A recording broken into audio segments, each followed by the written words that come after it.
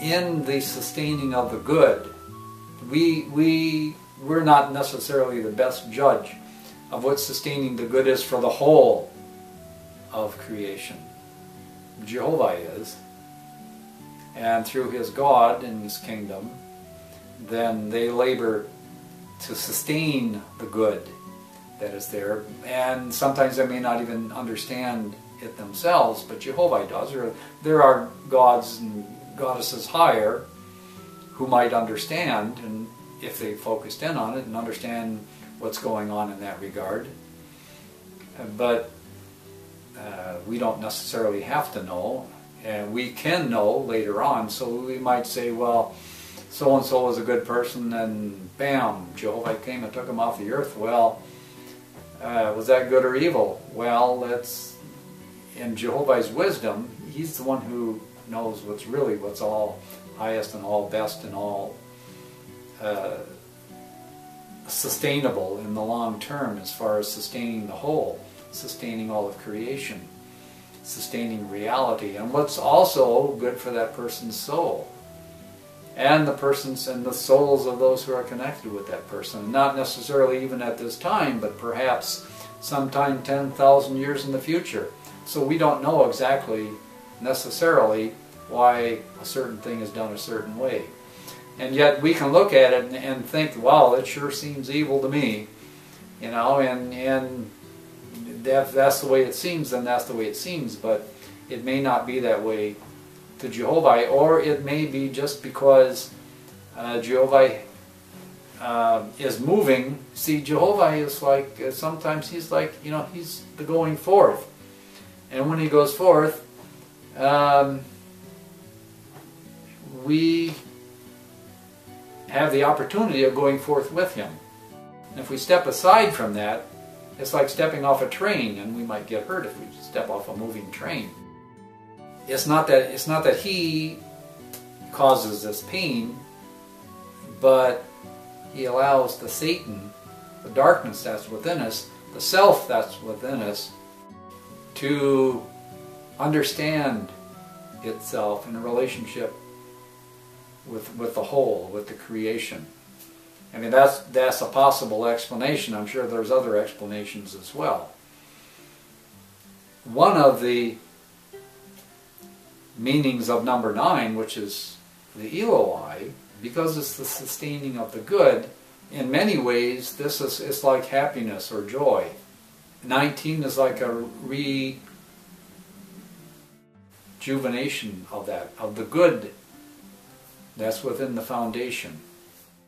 And so if we're experiencing something that seems to be evil, it's because something is getting too divergent from the foundation of the good that's in the foundation, that's being regenerated. We have Jehovah, a spark of light, a spark of Jehovah within us, a part of Jehovah within us, that we can attune to him, and we can stay with him as his creation moves forward. So number 19 is essentially for those purposes. And what man needs to learn what to do in that regard is how to deal with that. How does man deal with evil? Because man wants to deal with it in such a way that it doesn't get nurtured, that it doesn't regenerate, and we basically would like to restore those involved to health, to light, to purity, to cleanliness, to Jehovah. So how do we do that? Well, let's take a look at where 19 is in relationship to the second row. Okay? 12, 13, 14, 15, 16, 17, 18, 19. We mentioned it was number 8, regeneration. The regeneration of man. There is a focus, so we can learn something about it. So it's not like it's all total mystery. And yet, a part of it can be. As part of the glory of creation, one could say. is the fact that we don't know everything, and that we grow and we can understand certain things on account of this. And you can actually do a lot of this determining yourself insofar as interpreting what, Samoin, because this, just what I'm giving is just a sort of a surface treatment with regard to it. Because, for example, you can look at 19 in relationship to test, 13, and what is 19 in relationship to belief, 14. So 13, remember, is not only test, but it's hope. So what is that in terms of hope, and so forth. You can do all these different things, because all those things have meanings, and they're all real. The delight is getting it, to find, which one has the greatest ascendancy, and what's the weight of all these different things all put together, and what's it all mean when it's all put together. And so that's man's challenge. One of man's challenges is should man decide to go that way? Should a person decide to go that way? And of course the choice is up to them, because Jehovah gave us free will. We look at 16, 17, 18, 19. Just to give you an example. So 16 is faith, right? The water. And this is and the water was the faith that was the inner foundation for man, right? And then we had the light, 17, being the objectification of that inner foundation of man, and the Hach being the synthesis. Well, the Say is the integration of it all, the cosmos,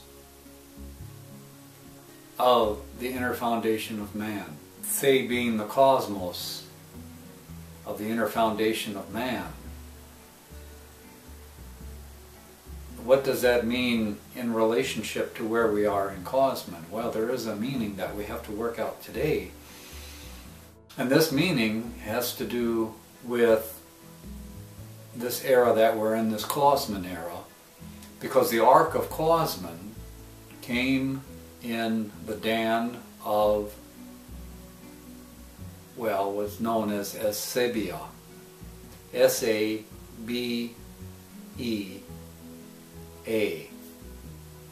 And that's in Oahspe. And the caption, that's under the Ark of Cosmon. Sabia, if we break down that word, parse it into its Panic language meaning, we have S-A, say, B, 3 syllables, say, B-A. And so the B part is, the second syllable, is the beast, the male beast, the male aspect of man, the animal aspect, male animal aspect of man, the going forth aspect of the animal within man. And A means everywhere, and all that in the Panic tongue. So interpreted then, Sabia together would be the evil, well, literally we should say, not interpreted yet, but literally means the evil that's in the beast going forth, that's everywhere. And interpreted, what that means is Cosmon, it says Cosmon in the caption, it says Cosmon comes out of the midst of Sabia. And what this means then is that man has to learn to deal with evil.